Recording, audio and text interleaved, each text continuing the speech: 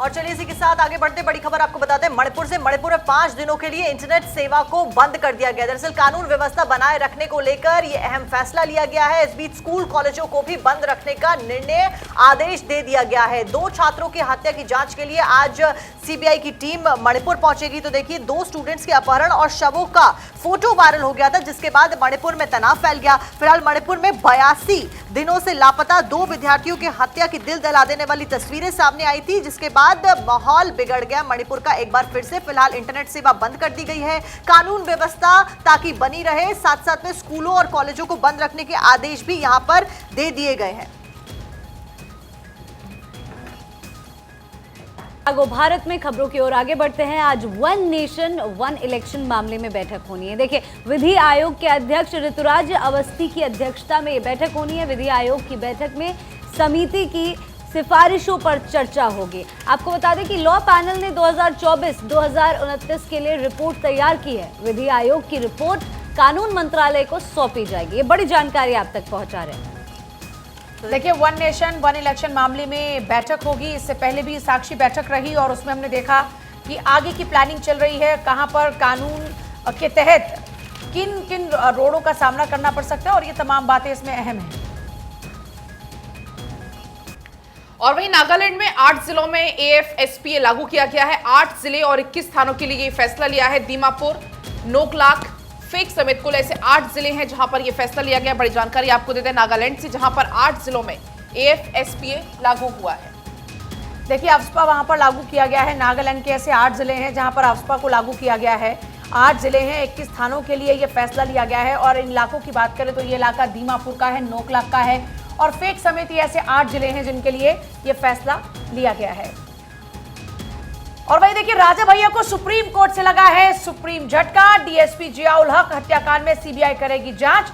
राजा भैया की भूमिका की सीबीआई जांच करेगी। सपा सरकार में 2013 में जियाउल हक की हत्या हुई थी। डीएसपी की पत्नी की ओर से दायर याचिका पर फैसला। सुप्रीम कोर्ट ने इलाहाबाद हाईकोर्ट के आदेश को रद्द कर दिया।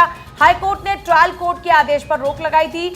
सुप्रीम कोर्ट से आदेश की कॉपी जारी हुई है। डीएसपी की पत्नी की ओर से दायर याचिका पर फैसला।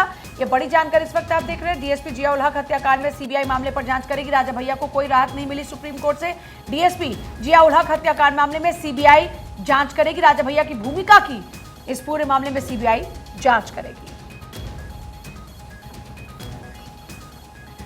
तो चलिए इसी बीच अब एक और बड़ी खबर की हम चर्चा कर लेंगे। अखबारों में तरजीह इस खबर को दी गई है। अभी हमने इसके पहले भी चर्चा की थी, प्रधानमंत्री मोदी का गुजरात दौरा। कल भी प्रधानमंत्री मोदी गुजरात में थे और आज भी प्रधानमंत्री मोदी कई सौगात देने वाले हैं। 4500 करोड़ की परियोजनाओं का लोकार्पण होगा, शिलान्यास आज किया जाएगा, ये बड़ी जानकारी है। इसके अलावा वाइब्रेंट गुजरात के कुल 20 साल पूरे हो गए हैं और इस मौके पर जश्न मनाया जाएगा। इस जश्न में भी पीएम मोदी शामिल होते हुए नजर आएंगे। समारोह में शामिल होंगे पीएम मोदी। इसके अलावा महिलाओं को भी संबोधित करते हुए पीएम मोदी नजर आएंगे। पूजा और देखिए हर मौके पर जब अखबारों की भी बात कर रहे हैं तो इन तमाम बातों का जिक्र है। आप जान रहे हैं कि वाइब्रेंट गुजरात के जरिए किस तरीके से गुजरात को आगे बढ़ाया गया, वहां पे जो इंडस्ट्रीज है उनको डेवलप किया गया। साथ ही अब हर मौके पर एक जो कॉमन बात देखने को मिल रही है वो ये कि हर कार्यक्रम में महिलाओं का आगमन है। आप देखिए वो जयपुर जाते हैं तो वो उत्तर प्रदेश जाती हैं, तो इसके अलावा वो जहां जहां पर जा रहे हैं महिला आरक्षण बिल के बाद में महिलाओं के साथ में संवाद कर रहे हैं। और यहाँ पर भी जानकारी यही है कि पीएम मोदी जब वाइब्रेंट गुजरात के इस कार्यक्रम में पहुंचेंगे तो बोडेली में महिलाओं को संबोधित करेंगे। और आप इस बात को इस लिहाज से भी समझ सकते हैं कि देश में आधी आबादी की जो महत्ता है वो लगातार बढ़ती जा रही है।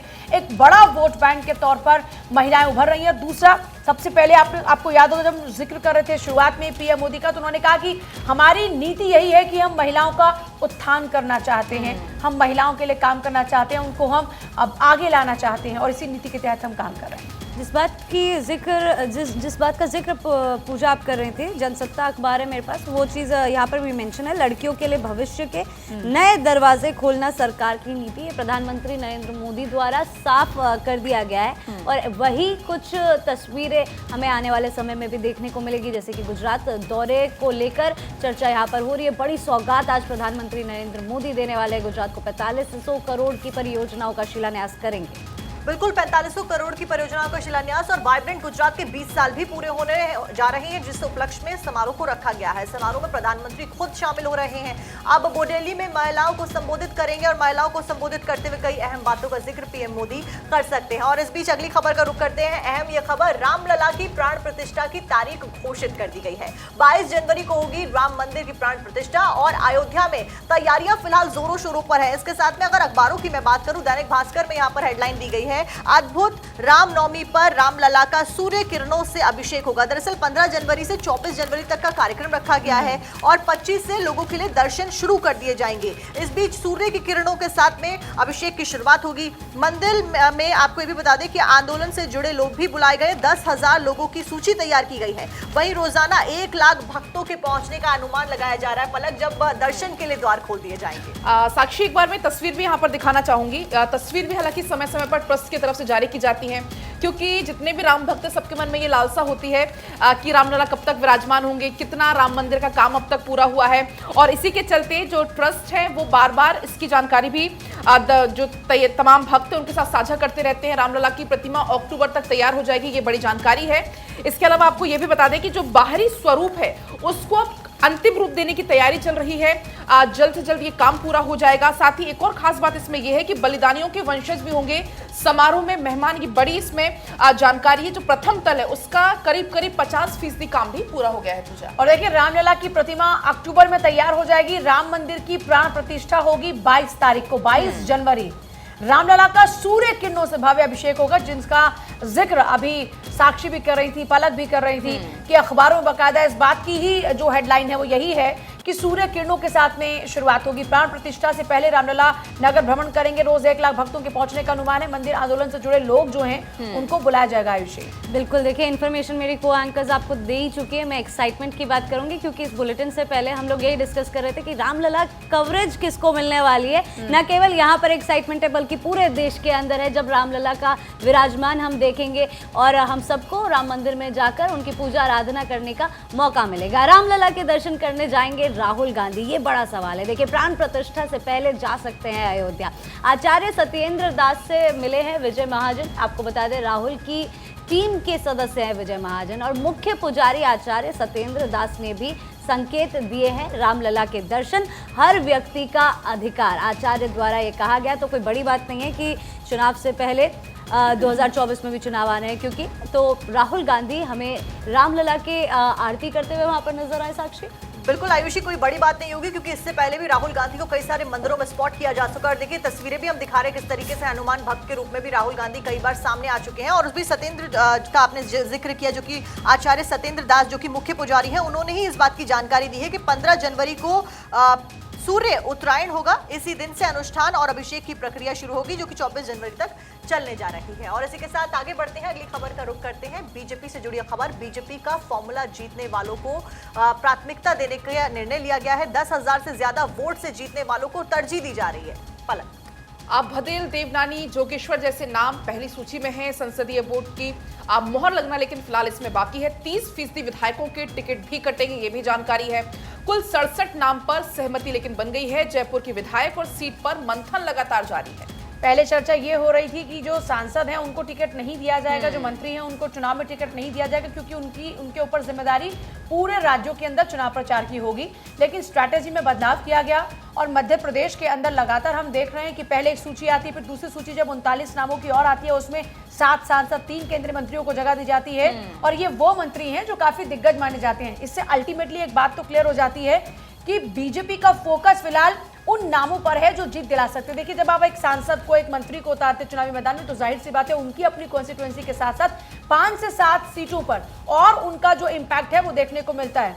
तो ऐसे में देखिए, सभी 5 राज्यों में सांसदों को चुनाव लड़ाने की भी तैयारी की जा रही है बीजेपी द्वारा। राजस्थान समेत सभी राज्यों में लड़ाएगी चुनाव। जी, देखिए दावा किया जा रहा है दैनिक भास्कर के जरिए, और उन्हीं का आर्टिकल मैं आपके लिए एक बार पढ़ भी देती हूँ। बीजेपी ने 30 से 35% मौजूदा विधायकों के टिकट काटने की तैयारी कर ली है। पार्टी 10,000 से अधिक वोटों से जीतने वालों को टिकट से प्राथमिकता पर रखने का निर्णय लेकर छटनी करेगी। हालांकि कुछ को रियायत मिलेगी। महिला विधायकों के लिए अलग दृष्टिकोण रखा जा रहा है। जयपुर के टिकटों को लेकर अलग से फैसला होगा। मौजूदा विधायक से लेकर हारी सीटों तक मंथन चल रहा है, ये दैनिक भास्कर ने यहाँ पर दावा किया है। इसी बीच आगे बढ़ते हुए आपको अगली खबर बता देते हैं। सभी 5 राज्यों में सांसदों को चुनाव लड़ाएगी बीजेपी। राजस्थान समेत सभी राज्यों में चुनाव लड़ाएगी बीजेपी। राजस्थान, छत्तीसगढ़ में सांसदों को तैयार रहने को कहा गया है। तो वहीं आपको बता दें कि तेलंगाना के सांसदों को तैयार रहने के लिए भी कहा गया है। एमपी के बाद दूसरे प्रदेशों में भी चुनाव लड़ेंगे सांसद। तैयारी यहाँ पर भाजपा की अलग ही तरीके से नजर आ रही है। बिल्कुल आयुषी, और इसी बात का जिक्र भी अभी हम कर रहे थे पलक, किस तरीके से अगर इस तरीके से चुनाव लड़ाए जाएंगे तो आगे क्या कुछ होगा। अगर सांसदों को इस तरीके से राज्य की टिकट दे दी जाएगी तो आगे लोकसभा चुनावों में क्या कुछ तस्वीरें देखने को मिलेंगी। बिल्कुल साक्षी, आगे बढ़ेंगे। एक और खबर राजस्थान से ही है। आज से सीएम अशोक गहलोत की यात्रा शुरू हो रही है और ये यात्रा 18 जिलों से होकर गुजरेगी और करीब 3160 किलोमीटर का ये सफर तय करेगी। प्रमुख और प्रसिद्ध मंदिरों में पूजा अर्चना इस दौरान की जाएगी। मिशन 2030 के लिए लोगों से सुझाव भी लिए जाएंगे। राजस्थान को 2030 तक मॉडल स्टेट बनाने का विजन रखा गया है। चुनाव से पहले ये यात्रा काफी महत्वपूर्ण मानी जा रही है। आपको सुनाते सीएम अशोक गहलोत का क्या कुछ कहना है। आप बार-बार मुख्यमंत्री बनो। डाकू देवी जी, आपकी भावना को मैं कदर करता हूँ, पर मैं कई बार सोचता हूँ इस मुख्यमंत्री पद को मैं छोड़ दूँ, पर ये मुख्यमंत्री पद मुझे छोड़ नहीं रहा है। और देखिए, विधानसभा चुनाव से ठीक पहले जब बात राजस्थान के मुख्यमंत्री अशोक गहलोत की हो रही तो एक बार फिर से उन्होंने कहा कि पद छोड़ना चाहते हैं लेकिन पद उन्हें नहीं छोड़ रहा। मुख्यमंत्री अशोक गहलोत ने क्या कहा है, एक बार वो जरूर सुनिए। और देखिए, आपने सुना कि अशोक गहलोत ने किस तरह से उसी बात को दोहराया जब वो पद वाली बात को कहते हैं। खबरें और भी तमाम उनका रुख कर लेते हैं। लंदन में ग्लोबल मेसर समिट में शामिल हुए सीएम धामी।